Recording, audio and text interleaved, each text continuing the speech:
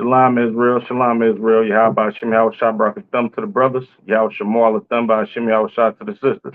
I'm Priest Officer Karan Yala, the ISBK, and welcome to another installment of Nothing New Under the Sun, episode 16. Today we're going to be going over the spirit of Cain, Salakia. Right? So as I just said, we're going to be going over the spirit of Cain. And a lot of people don't understand that the spirit of Cain, what it is, and how it still thrives in the world today. Your oppressor has the same spirit that Cain had on him. First of all, let's get into the spirit of Cain. The spirit of Cain is a jealous, evil murderer. You understand? And that's exactly what your oppressor is. We see it time and time again. When your oppressor popped out of them Caucasus Mountains and seeing that humanity had something going on, they wanted to murder and steal the culture of everybody else because they don't have a real actual culture and a history. You understand? And even before they went into captivity, Salakia, not captivity, and even before they was exiled before all the rest of the nations, right? They've always had the spirit of Cain on them since the beginning, right? So let's get a couple scriptures on it. This ain't gonna be too long of a class. I just want to drop something on y'all real quick, and Lord willing, I might turn this into probably a 2-3 part series, right? So let's go to the book of John, chapter 8 and verse 44, right? The book of John, chapter 8 and verse 44. Ye are of your father the devil, right? This is Christ speaking. Christ is talking to Israelites at this time, but he's saying y'all of y'all father the devil, right? The great deceiver of planet Earth, right? And the great deceiver of planet Earth today is the Edomite, the so-called Caucasian, because he's deceived the world into believing that he's God, he's Christ. He's deceived the world into believing that these Caucasian people are actually nice, law-abiding citizens when they ain't nothing but jealous vagabonds and murderers. All right, Salakia. It says, and the lust of your father will ye, and the lust of your father ye will do. Right? Christ is blazing on Israelites now. Right now, he's saying the lust of your father ye will do. And what's the lust of the devil? Right? The lust of the devil is to be a murderer, to be a fornicator, to be a liar, to be a thief. Right? Uh, he was a murderer from the beginning and abode not in the truth. Christ said, "Your father, the devil, right? You Christians, you fake Israelites, you Caucasians, the rest of you other nations who don't give a damn about blacks, Latinos, and Native Americans." He says, uh, he was a murderer from the beginning and abode not in the truth because there is no truth in him. And we're gonna get into we gonna get into that today. There's no truth in the Edomite, just like there was no truth in Cain, right? Uh, where he speaketh, where when he speaketh a lie, he speaketh of his own, for he is a liar and the father of it, right? And we're gonna get into uh the first recorded liar in these scriptures and the father of lies, right? So with that being said, we got to go back to the beginning because Christ said, "Ye are of your father the devil," right? He was a murderer from the beginning. So let's go back to the beginning. And what beginning is Christ talking about? Christ is talking about the book of Genesis, right? Christ is actually quoting scriptures and cutting wicked Israelites with knowledge, right? The scriptures say what was written aforetime was written for our knowledge, right? So like it was written for our learning. You know what I'm saying? Paraphrasing, right? Christ quoted the Old Testament, right? So let's get into the beginning, right? The book of Genesis, what literally means the beginning, right? Let's go to Genesis, the 4th chapter. Okay. Make sure y'all like, share, subscribe. It's very important that y'all like, share, and subscribe so we can keep pushing this truth out. All right. What you need? All right. Okay, let's go to Cain and Abel, right? In the beginning. This is the book of Genesis chapter 4, and we're gonna start at verse 1. And Adam knew Eve, his wife, and she conceived and bare Cain, and said, I have gotten a man from the Lord. Take it up there. Just take the whole thing up there and just give him a couple. Leave it out there in the hallway, right? So like, let me read that one more time. And Adam knew Eve, his wife, and she conceived and bare Cain, and said, I have gotten a man from the Lord, right? So Adam uh, uh, has sex with his wife. She gets pregnant, and she gives birth to a son named Cain, all right? Verse 2. And she again bare his brother Abel. And Abel was a keeper of sheep, but Cain was a tiller of the ground, right? So Cain, he planted stuff, right? He planted fruits and vegetables, and Abel was a shepherd. He took care of livestock, sheep, oxes, you know what I'm saying, so forth and so on, right? Verse 3. And in process of time, it came to pass that Cain brought of the fruit of the ground an offering unto the Lord, right? So now, Cain brought an offering of fruit to the Lord, right? Which we understand that Adam already had the law of sacrifice. When you look into the history of what Noah did, right? When he understood that he was to eat clean animals and he was to give a sacrifice. These are all traditions passed down all the way from Adam up until Noah and to the time of the children of Israel. We had our nation when we had the law of sacrifice that was still in effect, right? But Cain, him being a wicked son, right? He took it upon himself to bring the Lord some fruits and vegetables, right? That's how you know the Lord is a black man, right?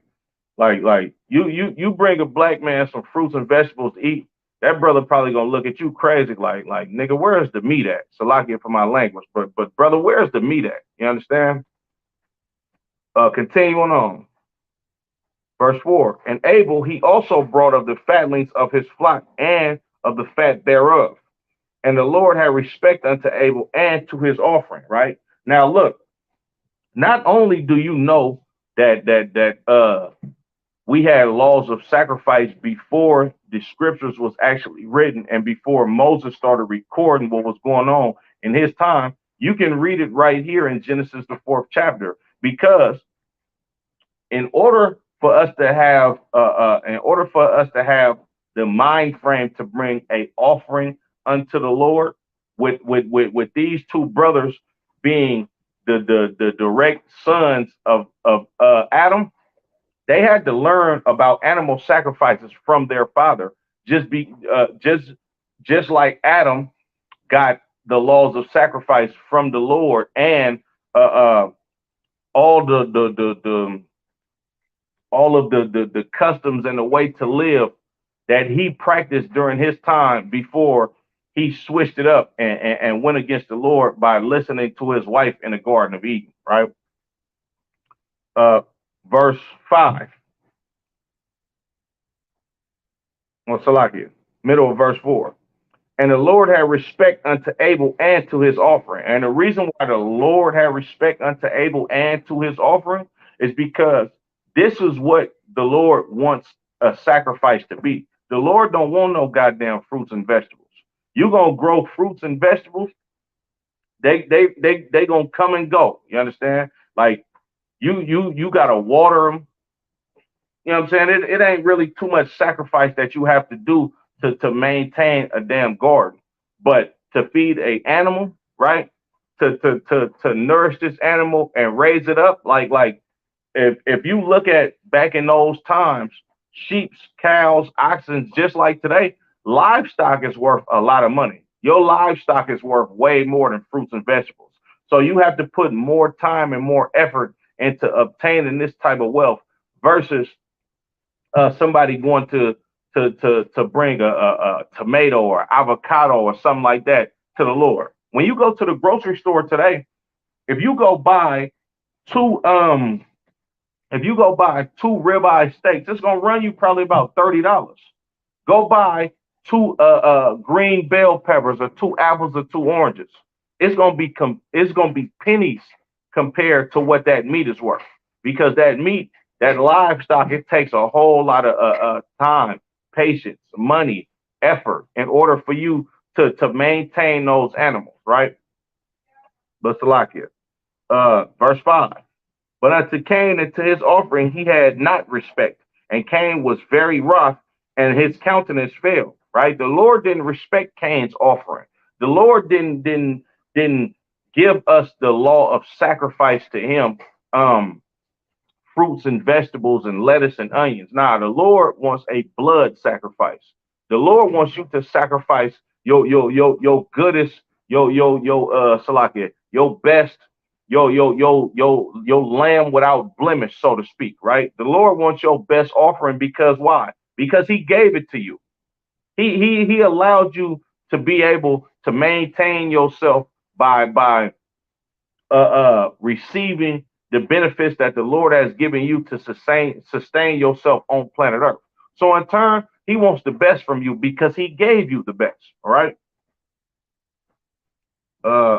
Verse 7. If thou doest well, shalt thou not be accepted? The Lord said, look, if you do well, shouldn't you be accepted? Meaning, if you follow these law, statutes, and commandments, or this oral tradition that I gave to Adam to pass down to y'all, right? Salakia, won't you be accepted? All right. And if thou doest not well, sin lieth at the door, right? If you don't do well, man, sin is going to lie at your door, right? And unto thee shall be his desire, and thou shalt rule over him. All right. Verse 8. And Cain talked with Abel his brother, and it came to pass. And when they were in the field, that and when they were in the field, that Cain rose up against Abel his brother and slew him. Right now, let's break this down. Right, I'm gonna go back up to verse 7. Right, because it was something heavy said in verse 7, and this is the reason why verse 8 played out how it played out. Right, if thou doest well, this is the book of Genesis chapter 4 and verse 7. If thou doest well, shalt thou not be accepted? And if thou doest not well, sin lieth at the door, and unto thee shall be his desire, and thou shalt rule over him. Right? Now, if you do well, you're going to get great rewards. Right?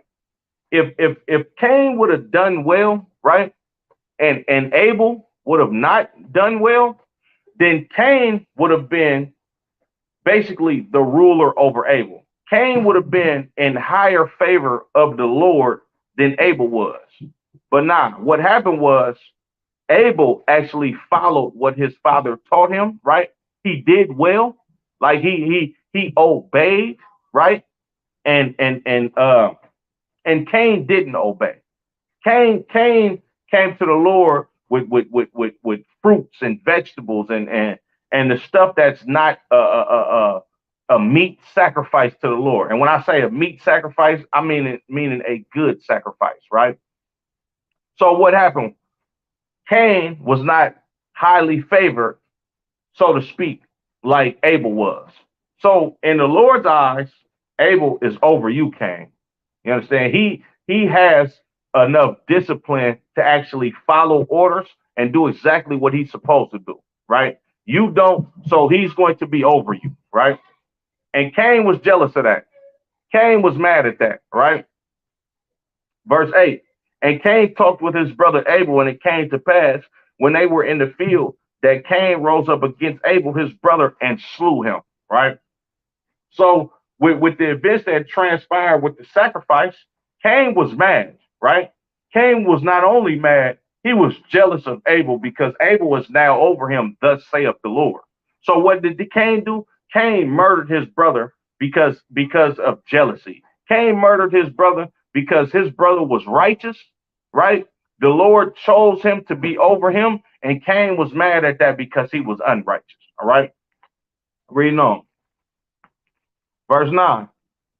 And the Lord said unto Cain, where is Abel thy brother? And he said, I know not. Am I my brother's keeper? This is the spirit that Cain has on him. First of all, he's a liar. He knows damn well he just killed his own flesh and blood brother. They got the same mama and daddy, and he murdered this brother just because he was jealous of what transpired because he did evil in the Lord's sight, right? So he lied to the Lord, right? I'm gonna read that again. And the Lord said unto Abel, where is Abel? Salaki, and the Lord said unto Cain, where is Abel thy brother? And he said, I know not. Am I my brother's keeper? Like, Cain had a fresh mouth with the Lord, right? He got smart with the Lord. He basically said in layman's terms, like, man, I don't know where dude at, bro. Like, I'm not his daddy, right? I don't know where he went. Like, what you asking me for? This is how he got at the Lord, right? Verse 10. And he said, what hast thou done? The voice of thy brother's blood crieth unto me from the ground, right? Now, the Lord, this is metaphorically speaking. The Lord knows exactly what we're doing, right? The Lord has angels ministering unto him and bringing him back reports, just like we got to report to the men above us in the ISUBK up under Commander General Yana, all right? So the Lord knows exactly what Abel did. When he asked him, where's your brother? It was basically just a trick question, a rhetorical question. And I know where your brother at. I know you murdered him, right? But Cain, being a liar, right, and being prideful, he lied to the Lord and got fresh at the mouth with the Lord, right? Verse 11, and now art thou cursed from the earth, which hath opened her mouth to receive thy brother's blood, right? Salakia. Verse 12, when thou tillest the ground, it shall not henceforth yield unto thee her strength. A fugitive and a vagabond shall be, Salakia, shalt thou be in the earth, right? So the Lord said, look, when you go to plant these vegetables that you like to bring to me for sacrifices, you're not going to get what you're supposed to get because the earth is basically going to give you small quantities of the stuff that you're trying to grow, right? And this is a curse, right?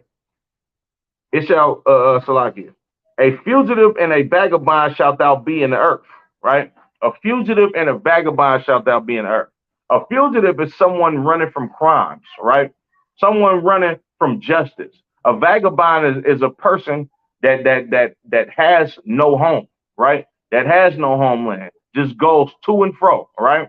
And we're gonna see who fits this description today, right? Because the spirit of Cain is still on planet Earth today, right? Salakia. Verse 13, and Cain said unto the Lord, my punishment is greater than I can bear.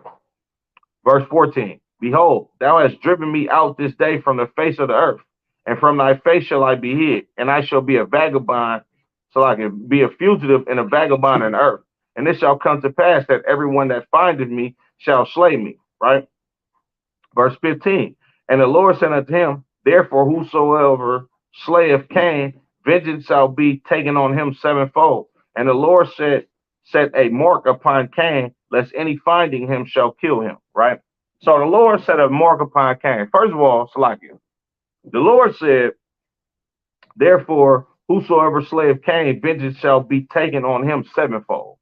Meaning, these are the descendants of Cain, right? The people that come from Cain at this time, right? You kill one of their people, seven of his descendants or seven of his family members are going to try to come hunt you. This is the spirit of Cain bestowed on the so-called Caucasian man who comes from Esau, right? What happens?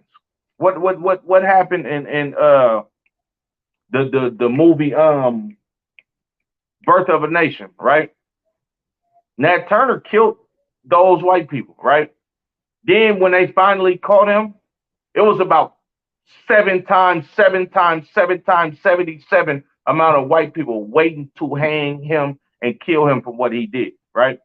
If you kill a police officer, right? If any brother kills a police officer, or any sister kills a police officer, any person on planet Earth kills a police officer, right? In this country that we live in, what's gonna happen? You're gonna have a large amount of people That's police officers to come avenge the death of their fallen officer, right? And this is the spirit of Cain, right? It's like it says, and the Lord shall set a mark upon Cain, lest any finding him should kill him, right? That mark upon Cain is Salakia, is leprosy, right? That mark upon Cain is leprosy, right? The original definition of leprosy.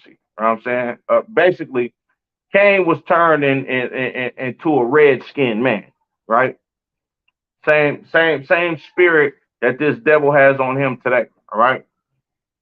But Salakia, let me see. Right. I'm gonna drop that. Let's go to Genesis, the 25th chapter. Let's get to Jacob and Esau. All right. Genesis, the 25th chapter, and we're gonna go to verse 20. All right. This is the book of Genesis, chapter 25, and verse 20. And Isaac was 40 years old when he took Rebekah to wife, the daughter of Bethuel, the Syrian of Padan Aram, the sister to Laban, the Syrian. And Isaac entreated the Lord for his wife because she was barren. And the Lord was entreated of him, and Rebekah, his wife, conceived, right? So Isaac went to go pray to the Lord because his wife, Rebekah, she was unable to bear children, right? So he went to go pray to the Lord. The Lord heard his prayer, right? And he allowed Isaac to get his rib Rebekah pregnant, right? And she conceived, right? Verse 22. And the children struggled together within her, and she said, if it be so, why am I thus? And she went to inquire of the Lord. Now, at the time of her being pregnant, she don't know that she got twins in her womb, but she's praying to the Lord, right? Like, why am I in so much pain if this child that you've given me is coming from you? Why does it hurt so much, right? Salakia. Verse 23. And the Lord said unto her, two nations are in thy womb, and two manner of people shall be separated from thy bowels. And the one people shall be stronger than the other people, and the elder shall serve the younger. Now let's break this down. The Lord said two nations are in your womb, right? The nation is the root word for nationality, which means race. Like this is two different races of people in your womb. And we're gonna figure out that Esau is basically the progenitor of these Edomites or these so-called Caucasians today. All right.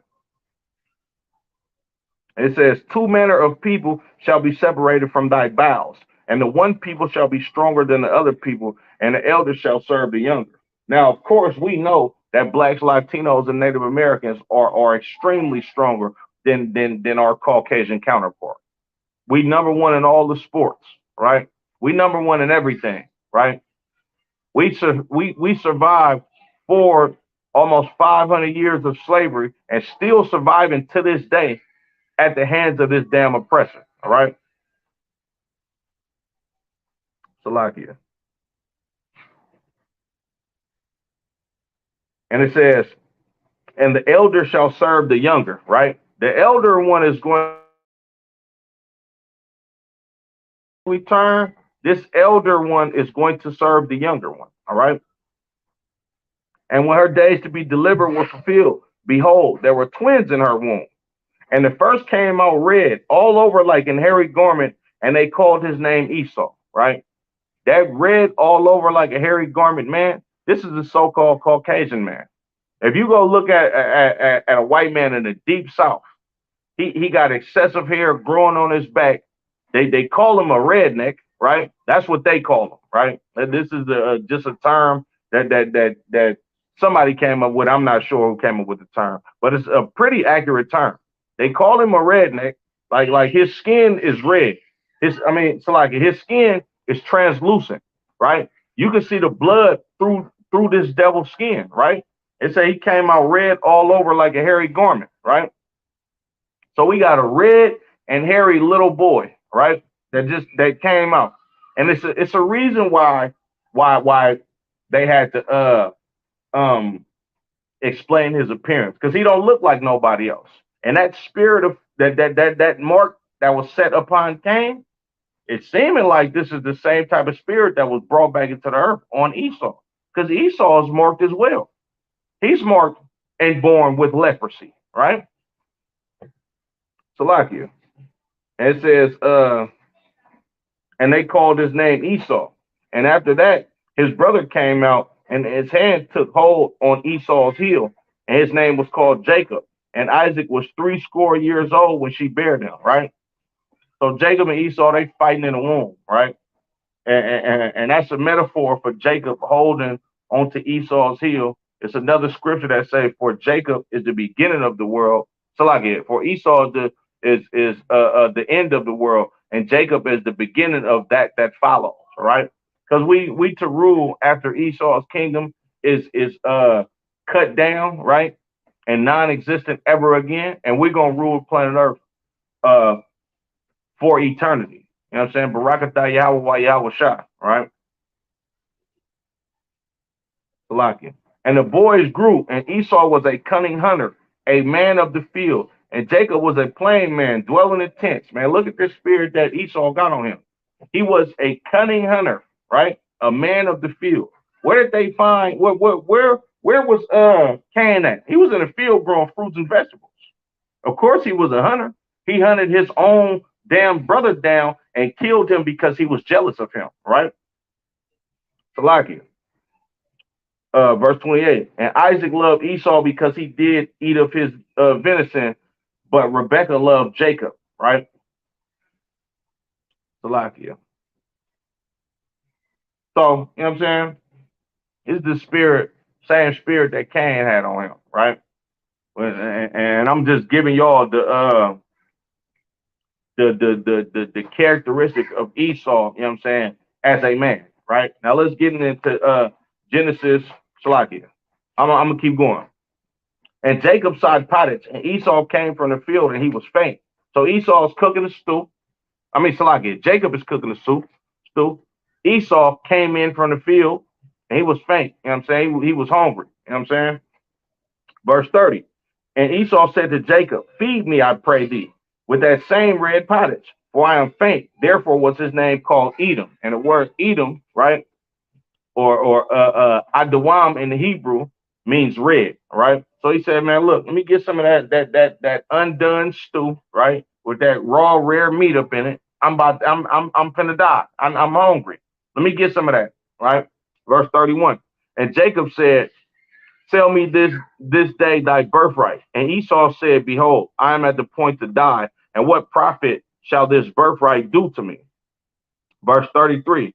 And Jacob said, "Swear to me this day," and he swore to him, and he sold him his birthright. So like, and he sold his birthright unto Jacob. Verse 34.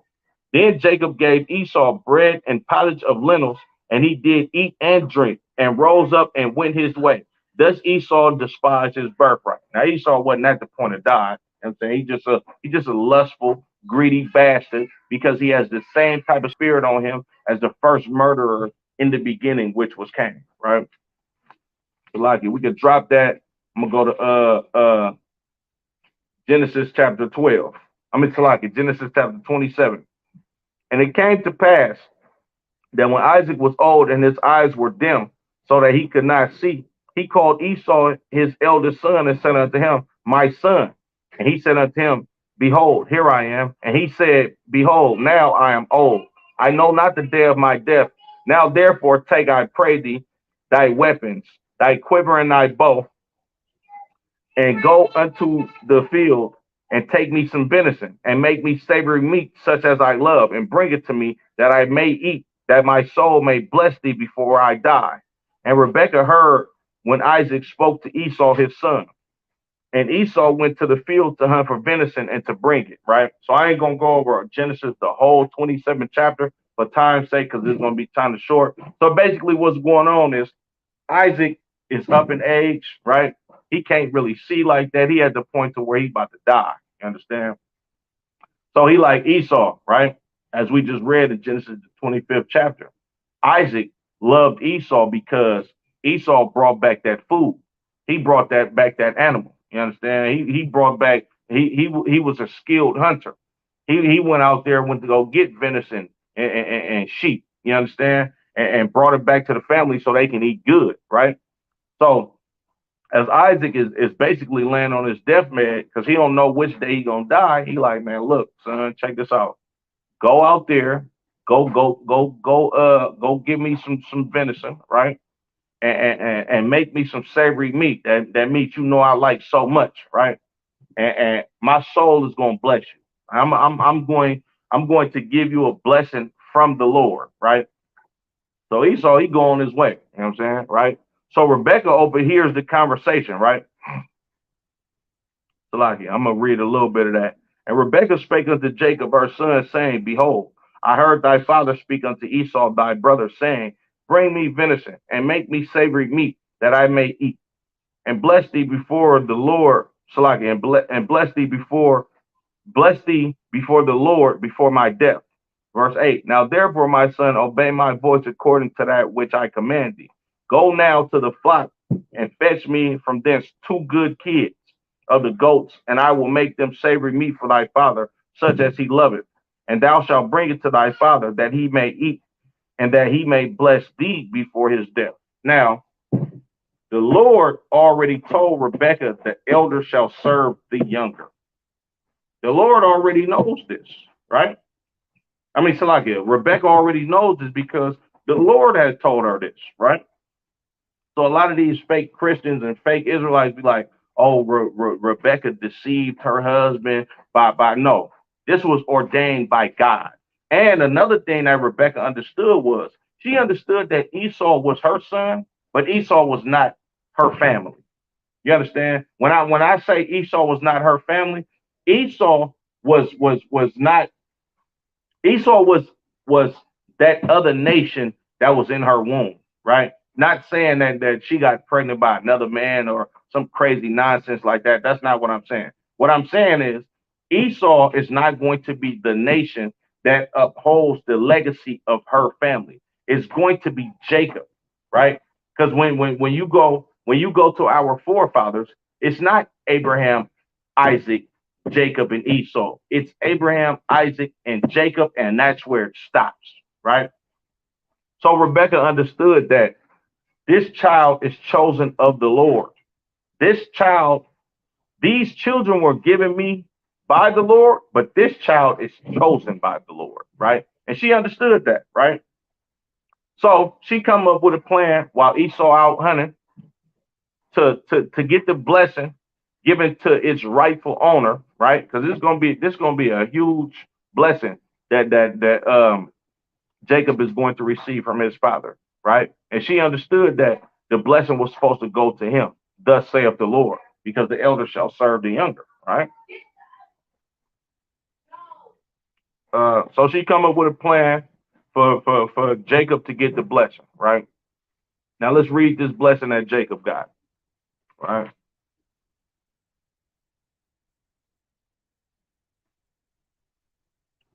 Verse 28. Therefore, God give thee of the dew of heaven and the fatness of the earth and plenty of corn and wine. Let people serve thee and nations bow down to thee. Be Lord over thy brethren and let thy mother's son bow down to thee. Cursed be everyone that curseth thee and blessed be he that blesseth thee. Now, Isaac just gave Jacob the greatest blessing on planet earth. Isaac just made Jacob and his descendants God's chosen people. Of course, the Lord ordained this to happen, but it came from Isaac, who was a man of God, right? That was willing, that was willing to do everything that the Lord required him to do, that he was taught by his son. I mean, Salakia, that he was taught by his father, Abraham, right? So this blessing is the kingdom of heaven. This blessing is we rule the planet Earth. This blessing is Christ coming back from the loins of Jacob and restoring the planet Earth up under the feet, under the children of Israel, right? In the kingdom of heaven. This blessing is every nation on planet Earth being in servitude to the children of Israel. This blessing is generational wealth for eternity, right? This is what the Lord gave to Jacob, right? Now let's drop down to Esau's blessing because Esau got a blessing as well, right? Esau came in, right? And Salakia. Let's read a little bit, right?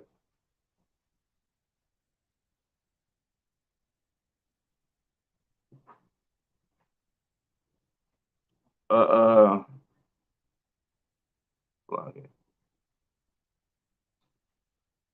verse 30, verse 31, verse 30.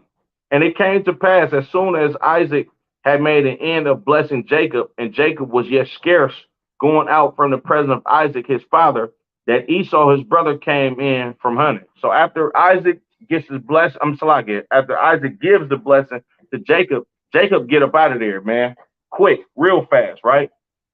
As soon as he got up out of there, after he got his blessing, here come Esau coming in with his food, right? And he also made savory meat and brought it unto his father and said unto his father, let my father arise and eat of thy son's venison, that thy soul may bless me. Verse 32. And Isaac his father said unto him, who art thou? And he said, I am thy son, thy firstborn Esau. Verse 33. And Isaac trembled very exceedingly and said, who? Where is he? And said, who?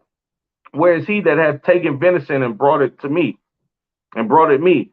And I have eaten of all before you camest, and have blessed him. Yea, and he shall be blessed.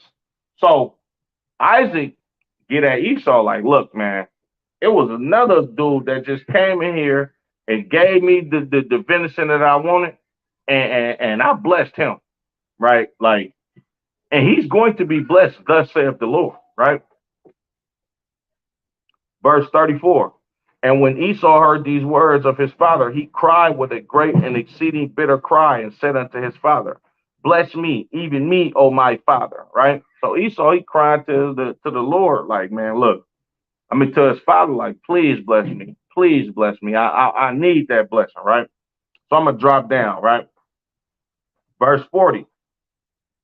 Verse 39. And Isaac, his father, answered and said unto him, behold, thy dwelling shall be the fatness of the earth and the dew of heaven from above, right? So his dwelling should be the fatness of the earth too, and the dew of the heaven of the earth above. Man, you're going to live deliciously. You understand, right? Kind of sound familiar, but check this out. Verse 40.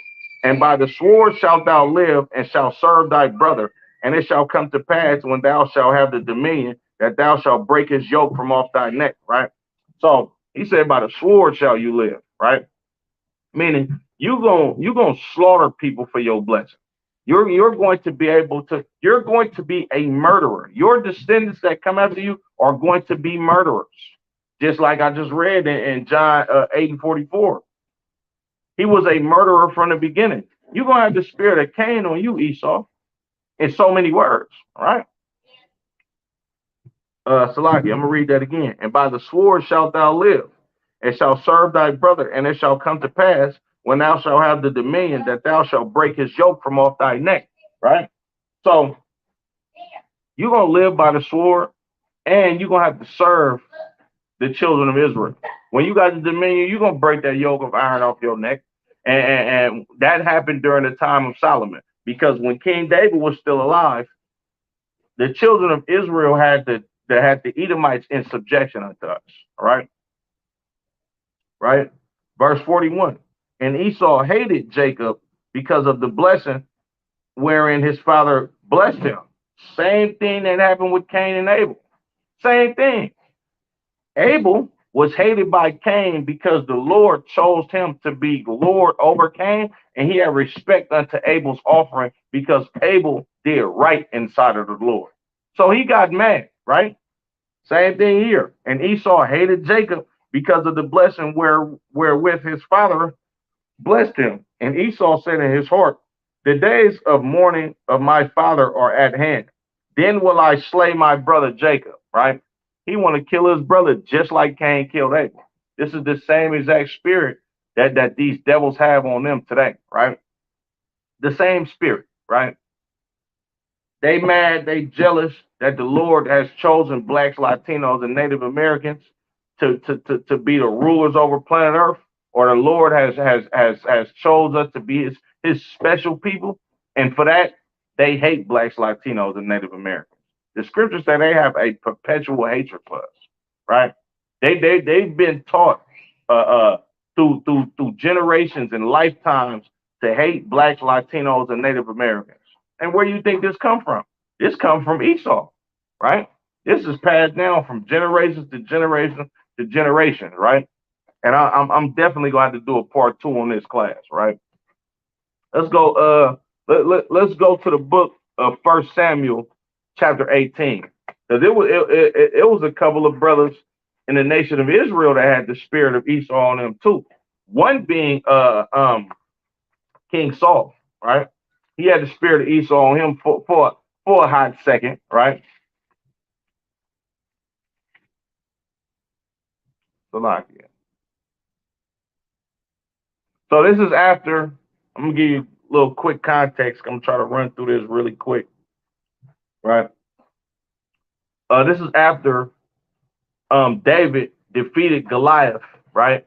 And David earned himself some rank by doing a valiant act in this war against the Philistines, right? Which these is Hamites, Canaanites, right? So David is the captain over Saul's army, right? Salakia.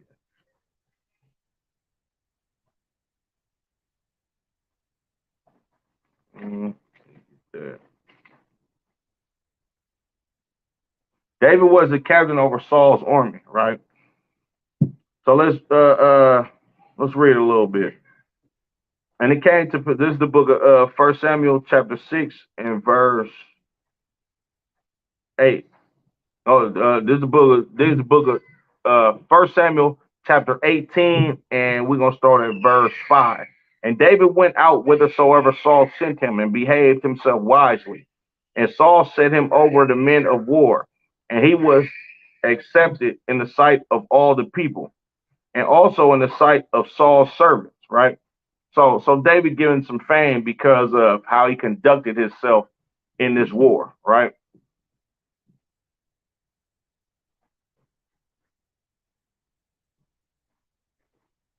So like here.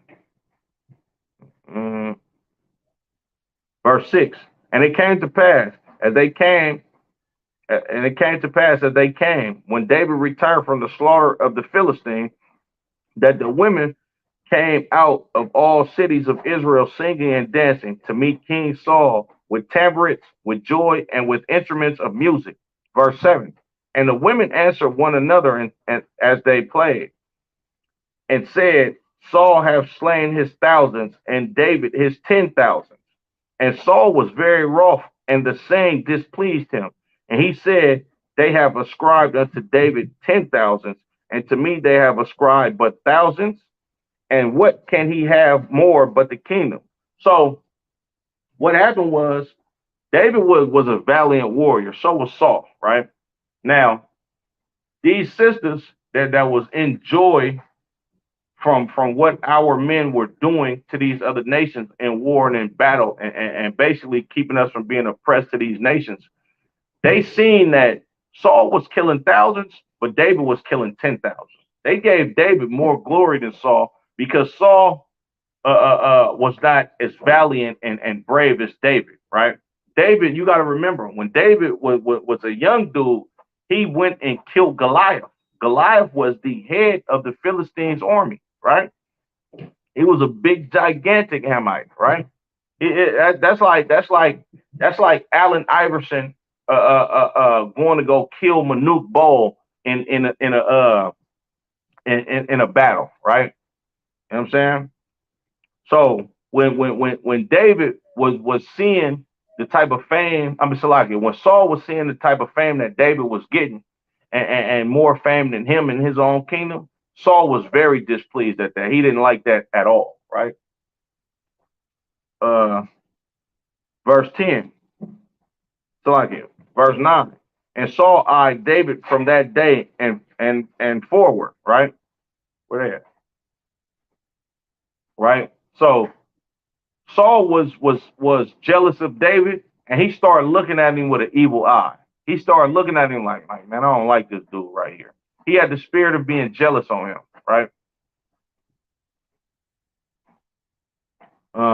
Verse 10. And it came to pass on the morrow that the evil spirit from God came upon Saul, and he prophesied in the midst of the house.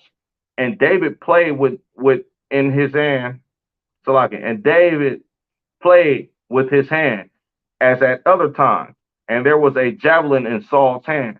And Saul cast the javelin, for he said, I will smite David even to the wall with it. And David avoided out of his presence twice, right? So Saul tried to kill David twice, right? Because of jealousy and envy. He tried to murder his brother because his brother did valiant acts in war and got praise from the children of Israel. He got praise from the women that were singing songs about us winning in battle over King Saul. So Saul, like, man, hold on. They saying he killed tens of thousands and only killed thousands. Man, it ain't nothing he can't have. This brother can take the whole kingdom from me. Man, I gotta kill him. I gotta go in and get David about the way, man. This dude doing too much. That's jealousy, that's envy, that's hatred. You understand? That's the spirit of Cain. That's the spirit that Cain had on his brother when Cain did wrong in the sight of the Lord, right? When Abel did right inside of the Lord, Abel was rewarded for that, right? And Cain didn't like that at all. So what did he do? He slew him. Just like David trying to do to Saul. Just like Saul's trying to do to David right now, right? Just like Esau does to blacks, Latinos, and Native Americans every single day in this empire, right? Just like Esau thought in his heart, man, I'm going to murder Jacob after our father passes and the time of his mourning has ceased, right? I'm going to murder him, right? Yeah, I'm definitely going to be doing 2 and 3 parts of this because it's a lot of stories about the spirit of Cain in this Bible, right? Let's go to Psalm chapter 55 and verse 21.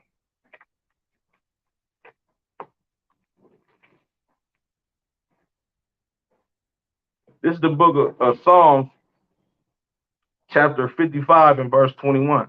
The words of his mouth were smoother than butter, but war was in his heart. The words of our oppressor's mouth are smoother than butter, but it's war in his heart, right?